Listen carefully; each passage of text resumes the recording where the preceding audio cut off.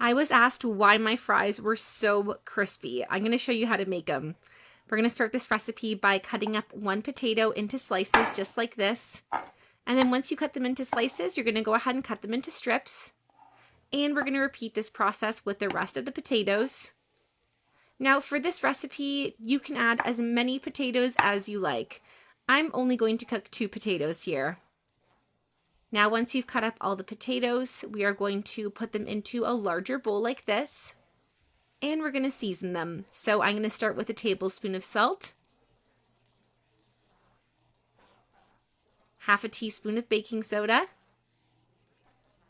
I'm also going to add a tablespoon of brown sugar.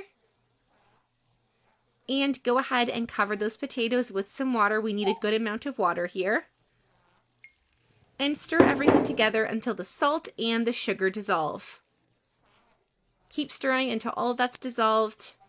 Now my water is at room temperature. When everything is mixed up, we're going to set this aside for 20 minutes. All right, the next step is to add 1 cup of flour into a dish, along with 1 cup of cornstarch. Now I prefer to sift these so it's nice and smooth and there's no lumps and bumps. But this is completely optional. Now we are going to give this a mix together. Mix everything well with a spoon. When you're done, let's add in those potatoes. These potatoes are so delicious. You have to bread them to make them nice and crispy though. You can add more spices at this stage if you prefer.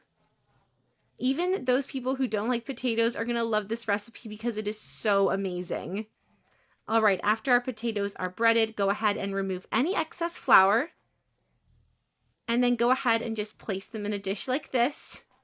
And we're going to finish this process with the rest of the potatoes. All right, our recipe is almost ready. We just have to fry them. I'm going to add these potatoes into a pan of hot oil. Want to fry all of those potatoes and fry them until they turn nice and crispy.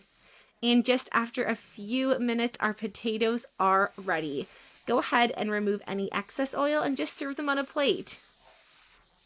Shake off as much excess oil as you can. You don't want to burn yourself. I'm just laying these on some paper towel. That will help soak up any excess oil that's on the potatoes and keep them nice and crispy. I'm just going to pat them dry like this, nice and gentle. Remove that excess oil while they're still hot. That is the best time to do it. And that is it. It is ready to go. We have to give this a try. Our recipe is ready. Now, you